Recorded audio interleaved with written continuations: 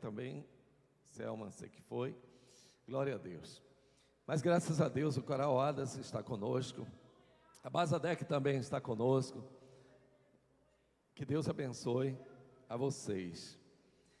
Também a nossa irmã Alda Batista. Onde está a irmã Alda? Está ali.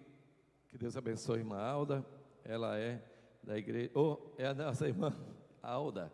É da Batista Monte Sinai, né? Glória a Deus. Está ali ela. Também nosso irmão Daniel, da Assembleia de Deus, Raiz de Jessé. Está ali. É o nosso cantor ali. Glória a Jesus.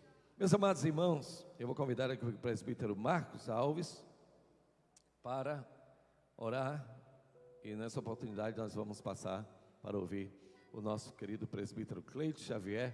Ele vai pregar até às 11. Logo depois ouviremos mais uma vez o Coral Adas, dois hinos, e depois o nosso querido Antonilson. Fique em pé aí, pessoal, parece que já você é daqui, nem apresento mais. Os irmãos querem saudar o nosso querido pregador Antonilson. Bem-vindo, diga amém. Amém. Vamos orar. Glória a Deus. Meus queridos irmãos, a paz do Senhor. Esse foi o dia que o Senhor fez. Alegremos-nos e regozijemos-nos nele. Amém? Vamos estar de pé. Vamos estar apresentando o servo do Senhor que nesta manhã, com certeza, Deus usará para falar para a sua igreja. E você que veio nessa manhã, na intenção de ouvir Deus falar, Ele já começou a falar e vai continuar falando. Amém? Eterno e soberano Deus, Pai que estás no céu, nós te louvamos, Senhor, por tudo quanto já foi feito aqui nesta manhã, pelo que está sendo feito, pelo que o Senhor ainda continuará fazendo, Senhor. Pai, continua com a tua igreja, está aí o teu servo, o teu filho. Usa nesta manhã, meu Deus, que as palavras que o Senhor já colocou no seu coração, Ele possa transmitir para a tua igreja. Pai, nesta manhã, que seja repreendido, Senhor, todo roubador de mensagem, todo espírito de irreverência, toda inquietação, toda perturbação, tudo que não te louva, que não te agrada, que não provém de ti, Senhor, que saia do nosso meio e que teu nome seja glorificado aqui nesta manhã. É o que nós te pedimos e já te agradecemos, em o nome de Jesus.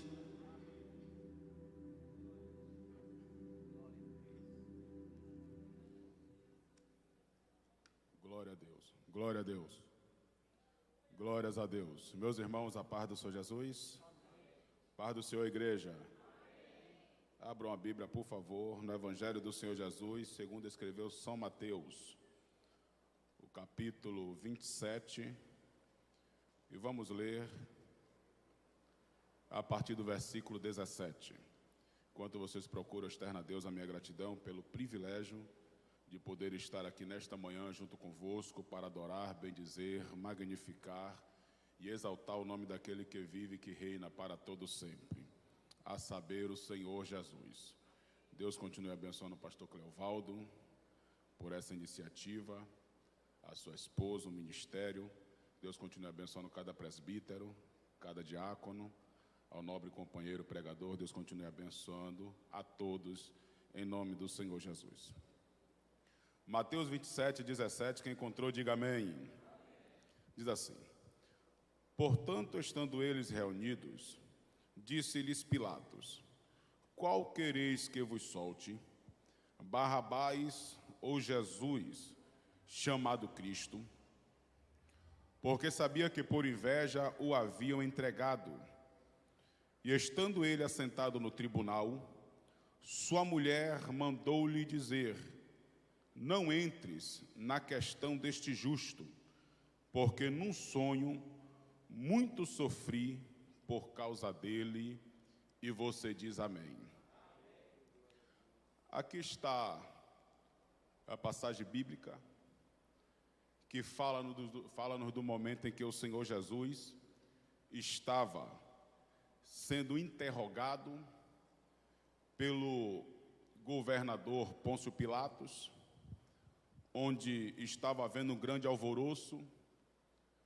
Pilatos, por ocasião da festa, que era uma tradição, ele resolve querer soltar um prisioneiro,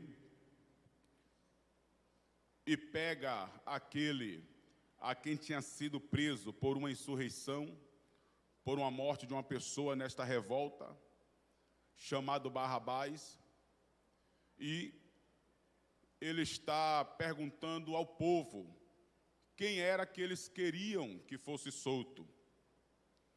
E neste momento em que está vendo esse interrogatório, em que está vendo toda essa questão, a mulher de Pilatos vem até aquele local tentar entregar uma mensagem para ele. Mas como ele estava em um interrogatório, ela não podia acessar. E com certeza ela manda alguém dar este recado para ele. E o recado que ela manda alguém dar para ele é: não entre na causa, ou não entre na questão deste justo, porque em sonho eu muito sofri por causa dele. Perceba que o mensageiro está sendo preciso naquilo que a mulher de Pilatos mandou que ele falasse, para que Pilatos não entrasse em questão com esse justo, porque em sonho ela muito tinha sofrido por causa dele. Quando eu leio esse texto, eu fico a me perguntar: qual foi o sonho que esta mulher teve? O que foi que esta mulher sonhou? O que foi que ela viu no seu sonho? Porque primeiro ela diz: não entre em questão com este justo. Logo, ela está vendo, ela percebeu, ela tem a certeza de que aquele que estava sendo julgado era um justo. E quem é um justo? O justo é aquele que age conforme a justiça, a equidade, que age conforme a razão. Em segundo plano, é aquele que julga segundo a equidade, é o próblo, é o reto, é aquele que é íntegro. E ela sabia que Jesus tinha essas qualidades, porque ela é precisa quando diz: não entre na questão deste justo. Aí ela chega e diz: porque em sonho eu muito sofri por causa dele. A palavra sonho é o ato ou efeito de sonhar, é conjunto de imagens, de pensamentos ou fantasias que se apresentam à mente durante o sono. É justamente isto que esta mulher está falando, que ela durante o sono, ou durante o sono que ela teve um sonho, e neste sonho ela sofreu muito por causa dele quem? Deste justo. Então o que foi que ela sonhou? Qual foi o sonho que ela teve? O que foi que ela viu em sonho? É sobre isto que eu quero pensar com os irmãos nesta manhã, porque até hoje ninguém tem uma precisão a respeito do que foi que esta mulher sonhou. Como também eu não tenho mais, eu me ponho a pensar que ela pode ter sonhado com situações concernentes a toda a trajetória do Senhor Jesus Cristo. Então o que foi que esta mulher sonhou? Em primeiro lugar, será que esta mulher sonhou com Jesus no Getsemane, quando ele, em Lucas capítulo 22, versículo do 39 ao 46, a Bíblia diz que o Senhor Jesus Cristo, ele vai com seus discípulos até o Monte das Oliveiras, e lá ele resolve ir para um lugar chamado de Getsemane, que era um lugar conhecido como prensa de óleo. Ali ele resolve orar um pouco mais adiante, deixando Pedro, Tiago e João à parte, e ele começa a orar incessantemente, e a sua oração era intensa quando ele dizia: Pai, se possível for, passa de mim o cálice do sofrimento, mas todavia seja feita a tua vontade. A Bíblia diz que neste momento, em Lucas diz que quando ele começou a orar com tanta intensidade, um anjo apareceu para o consolar. Com quais palavras nós não sabemos, porque a Bíblia não diz. O certo é que o Senhor Jesus, ele orou com tanta intensidade, com tanta angústia da sua alma, que a Bíblia chega a dizer que ele começou, ao invés de suor suor comum, como é normal, ele começou a suar sangue. E a medicina atual chega a chamar esse fenômeno de hematidrose, que é quando a pessoa está em um estado de angústia tão profunda, é capaz dos seus vasos sanguíneos se elastecerem e entrar em contato com as glândulas sudoríparas e fazer com que, ao invés de sair suor, sair sangue pela pele. Aí Jesus estava nesse estado, nesta situação, e mesmo assim ele disse: Pai, todavia seja feita a tua vontade. Aleluia. Será que foi isto que ela sonhou? A Bíblia não diz, mas também tem outra hipótese. Será que ela sonhou quando ele estava sendo preso? Em João capítulo de número 18, a partir do versículo 1, a Bíblia diz que quando Jesus estava lá no vale de Cedron, junto com seus discípulos, Judas o traidor, que era ladrão, ele vem juntamente com uma comitiva para poder apresentar quem era a Jesus, porque Jesus, quem olhava para Jesus não destacava, não tinha como destacar, porque Jesus parecia comigo, parecia contigo, parecia com cada um de nós. Jesus não procurava se aparecer. Então, para que o identificasse, era necessário que Judas mostrasse quem era ele. Aí Judas vem e diz que o sinal seria um beijo. Aí vem aquela comitiva com Judas Iscariote, e ele chega ali naquele lugar. Quando chega a comitiva dos soldados, Jesus se antecipa, eu acho lindo isto, e pergunta para eles: quem é que vocês estão procurando? Quem é que vocês estão buscando? E a resposta dos soldados foram: buscamos a Jesus. Aí ele disse: eu o sou. Eu acho forte isto, sabe por quê? Eu cresci em uma situação terrível, em um meio terrível, onde eu vi várias pessoas sendo procuradas, e quando a polícia chegava para o dito cujo e dizia assim: olha, você conhece fulano? O próprio dito cujo dizia: não sei, não conheço, nunca ouvi falar. E quando a polícia dava as costas a ele, linha na pipa, perna para quem tinha. Mas o Senhor Jesus não. Jesus era tão macho, tão homem, que quando disseram: procuramos a Jesus,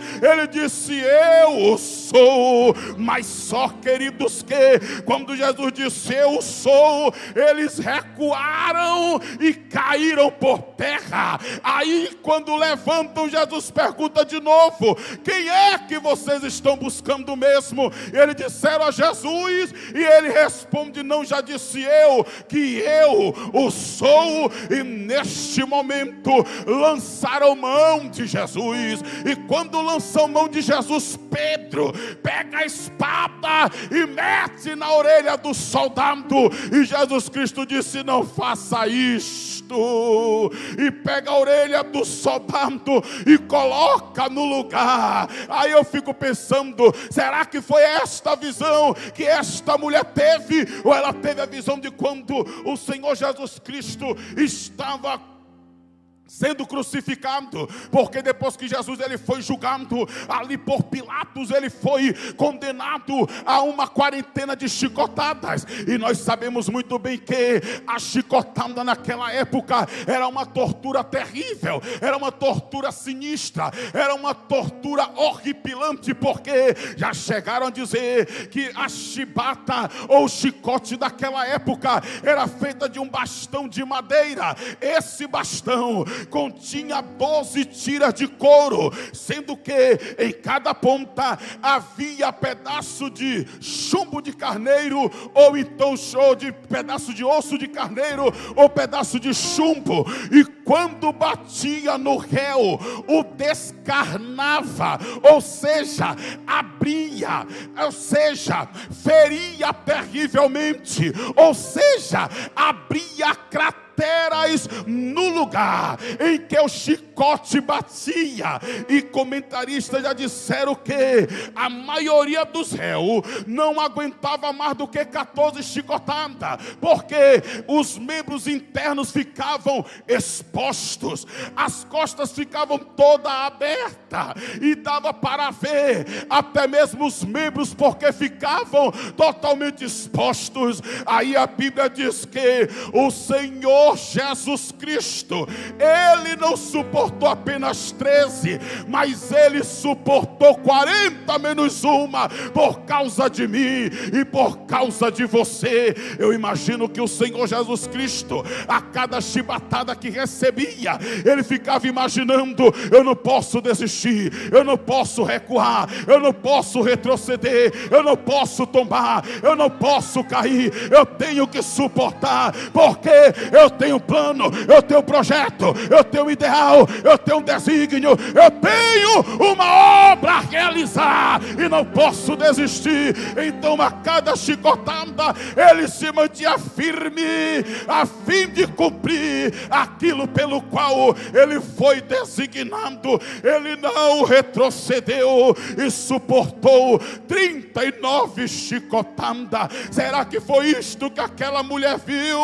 A Bíblia não diz, mas eu fico imaginando que no momento em que Jesus, ele recebeu essa chicotada, aí pegaram ele, tiraram do pelourinho e colocaram sobre ele então um pedaço de madeira chamado de patíbulo. Por quê? Porque a estaca da cruz já era fixa, a estaca da cruz já ficava lá no Monte Caveira fixo, não era algo móvel, mas o que era móvel era o patíbulo, porque era individual.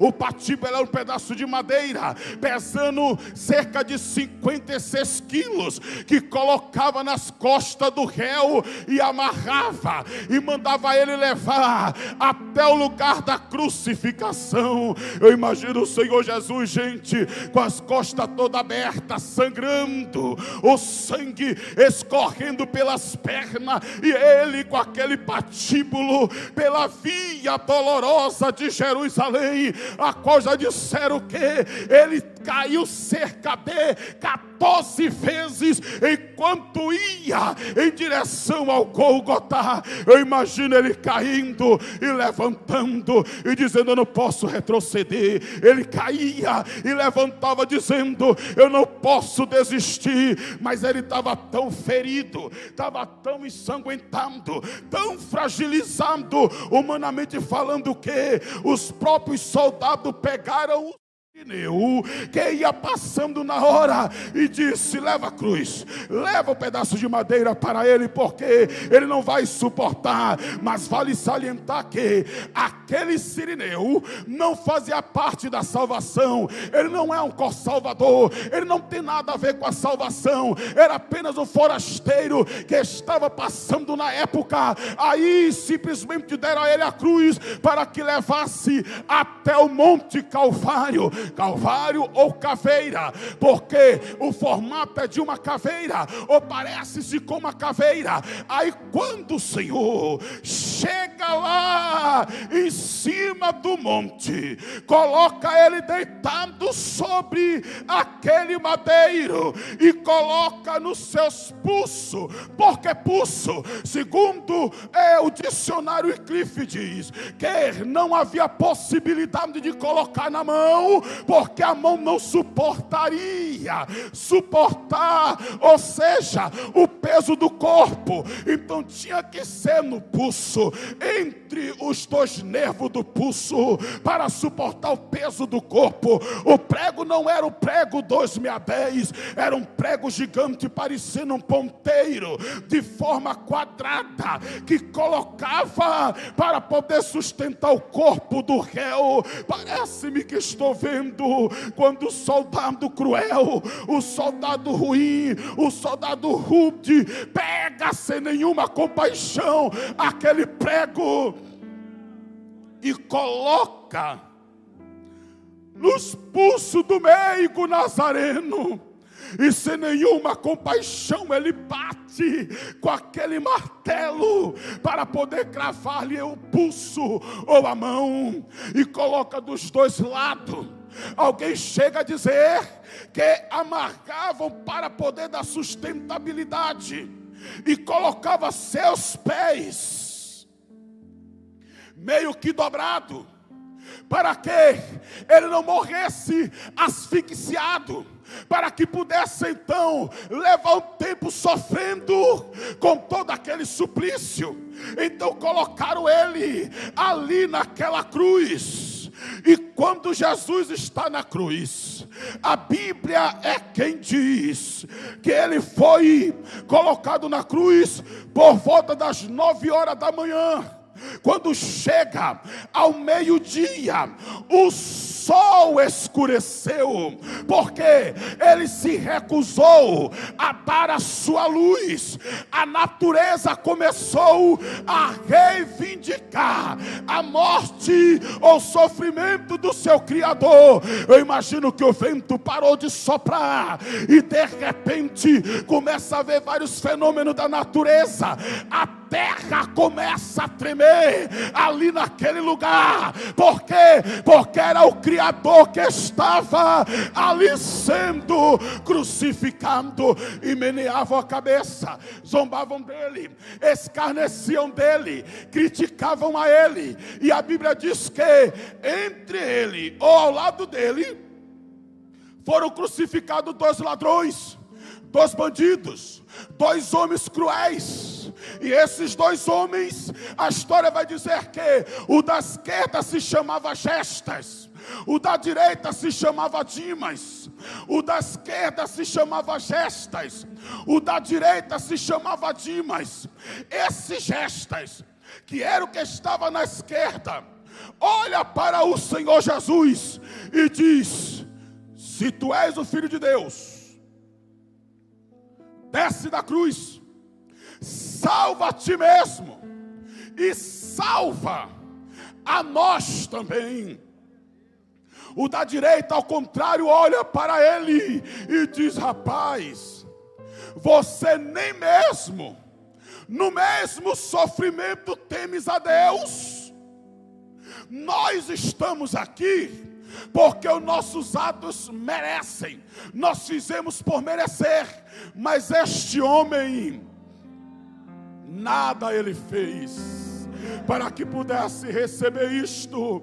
Aí, queridos, o mais interessante é que posteriormente ele vai dizer, pregador: Senhor, lembra-te de mim quando entrarem no teu reino. É aqui que eu acho a maravilha, Tiago. Por quê? Porque ali está um homem que está crucificado ao lado do Senhor Jesus, e nós sabemos muito bem que a cruz era um dos instrumentos de tortura mais cruel daquela época, e só quem era crucificado era o criminoso mais cruel, mais rude, mais ruim, o periculoso, segundo a história. Então Jesus estava ali pregado, não era como qualquer coisa, ele estava ali acusado dos piores crimes que podia ser, porque ele estava crucificado. Mas aquele homem, quando olha para o Senhor Jesus, ele não vê como criminoso, ele não vê como homem rude, ele não vê como homem cruel, pelo contrário, ele olha para Jesus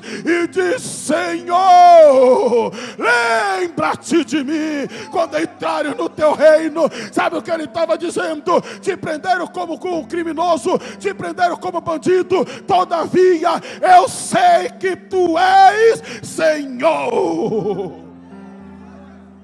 Aleluia.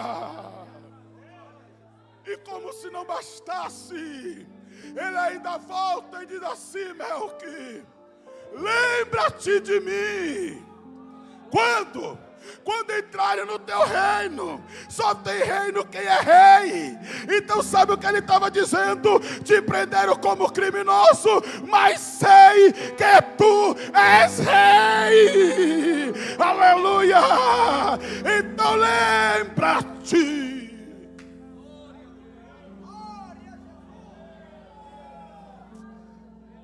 Quantos podem adorar o rei nesta manhã?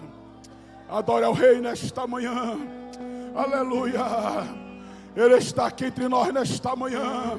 O Rei dos Reis, Senhor dos Senhores, aquele a quem merece a honra, a glória, o louvor, a adoração, aleluia. Ele não é um criminoso, Ele é Senhor e Ele é Rei. Lembra-te de mim quando entrarem no teu reino. Aí o Senhor olha para ele e diz assim: hoje mesmo estarás comigo no paraíso. Não é amanhã, não é depois de amanhã, como estão afirmando por aí dizendo. Ele disse: hoje eu te digo, estarás no paraíso. Essa é a tese que usam aí em uma determinada seita, mas Jesus não disse isso. Ele está afirmando: hoje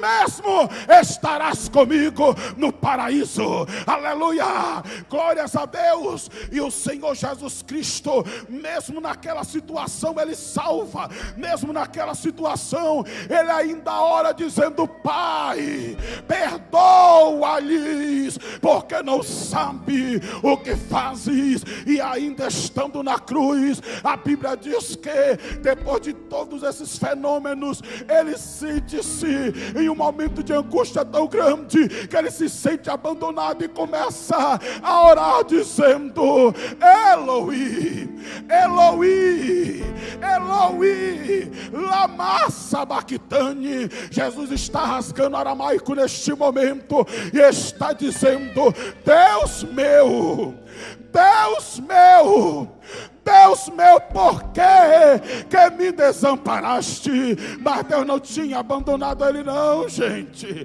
Aleluia. Era só o sentimento que ele estava tendo por causa do seu sofrimento. Aí ele com sede pede água, alguém dá-lhe vinagre. E é neste momento que o Senhor, Ele dá o brado que deixou o inferno desesperado. E qual foi o brado? Porque quem sabe o diabo pensou: ele vai blasfemar, ele vai blasfemar, ele vai entregar o ponto. Quem sabe ele está desesperado, quem sabe ele vai frouxar a terra. Mas neste momento o Senhor Jesus dá o brado que fez tremer o céu, tremer a terra, tremer o inferno, abalar toda a natureza, porque ele gritou dizendo: Tetelestai, Tetelestai. O que quer dizer isso, pregador? Ele está dizendo: está consumado.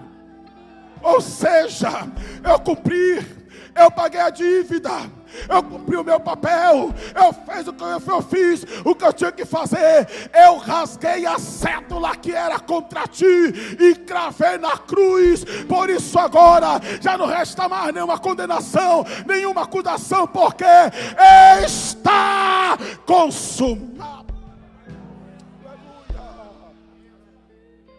Ele pagou a dívida, ele cumpriu a dívida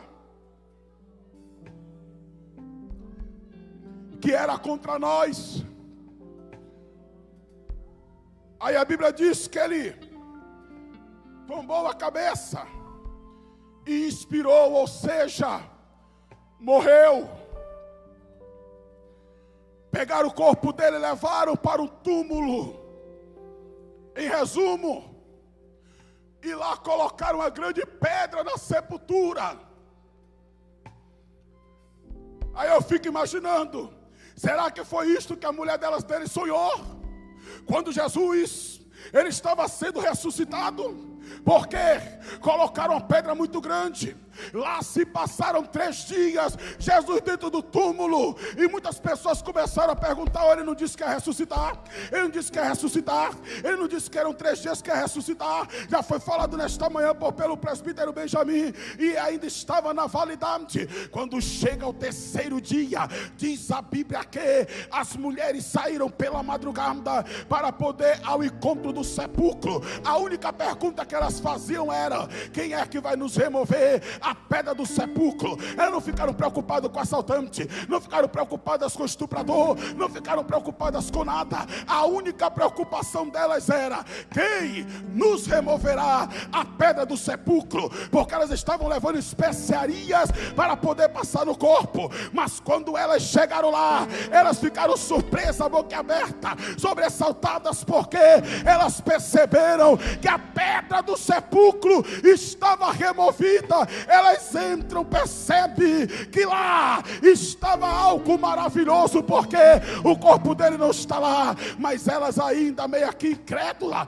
meio que triste, volta perguntando: o que foi que aconteceu com o corpo do meu mestre? E quando encontra-se com o ser celestial que pergunta alguma coisa sobre ele, a resposta que elas vão receber é: ele não está aqui, porque já ressuscitou.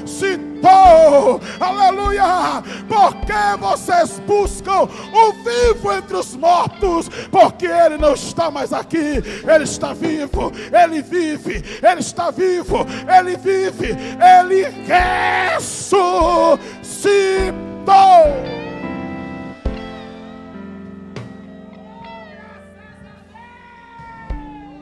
Jesus está vivo, crente. Jesus está vivo, crente. Jesus vive, crente. Aleluia. Nós observem que aqui não há uma imagem, aqui não há um boneco, aqui não tem nada, mas nós estamos aqui, sabe por quê? Porque nós não precisamos de imagem, porque sentimos a presença gloriosa dele, porque ele está vivo. Aleluia. Oh, aleluia. Jesus está vivo. Ele vive. Ele ressuscitou. E quando elas vão dar notícia aos discípulos acerca do sepulcro, a Bíblia diz que os discípulos vieram correndo. Entra no sepulcro, percebe que o sepulcro está vazio, mas lá dentro do sepulcro havia um detalhe, pregador. Qual era o detalhe? O lenço, aleluia. Oh, aleluia, aleluia, aleluia, aleluia, aleluia.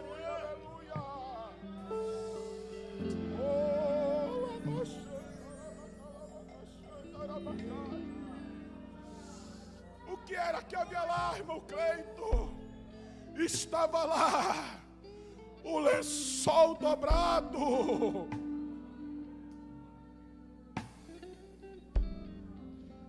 E segundo a tradição dizia que quando alguém era convidado para ir a uma casa, ou estava feito um banquete ali naquela casa, o anfitrião sentava-se, segundo a tradição lá, para poder se banquetear. Se ele estivesse satisfeito e não quisesse mais a comida, a janta, seja o que fosse, ele embolava o seu lenço e colocava na mesa.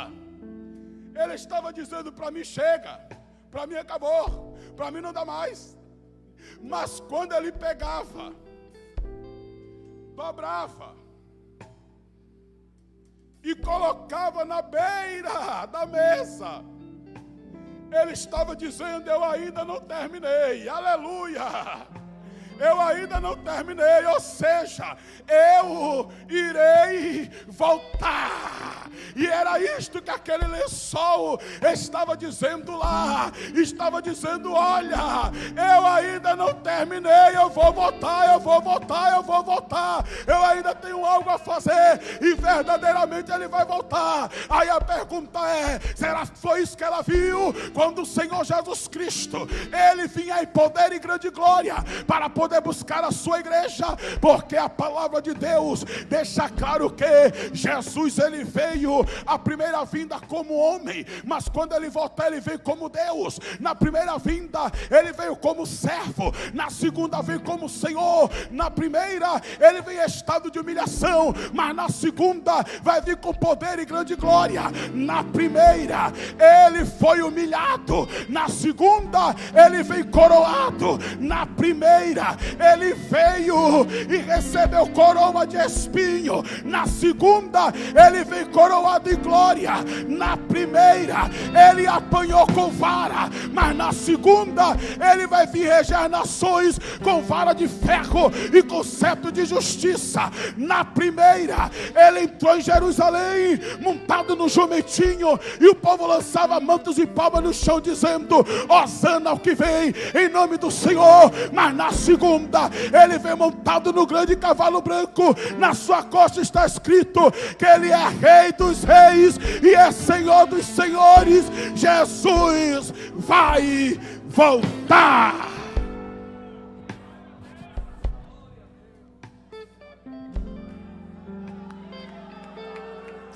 Quem pode exaltar o nome do Senhor? Aleluia, glória a Deus, aleluia, aleluia. Está consumado, mas ainda falta. Ele disse: eu vou voltar para buscar. Aleluia, glória a Deus, glória a Jesus. Vamos ficar em pé, vamos fazer mais uma oração. Glória a Deus, glória a Jesus. Logo após o coral Hadas estará louvando ao Senhor. Depois do coral Hadas,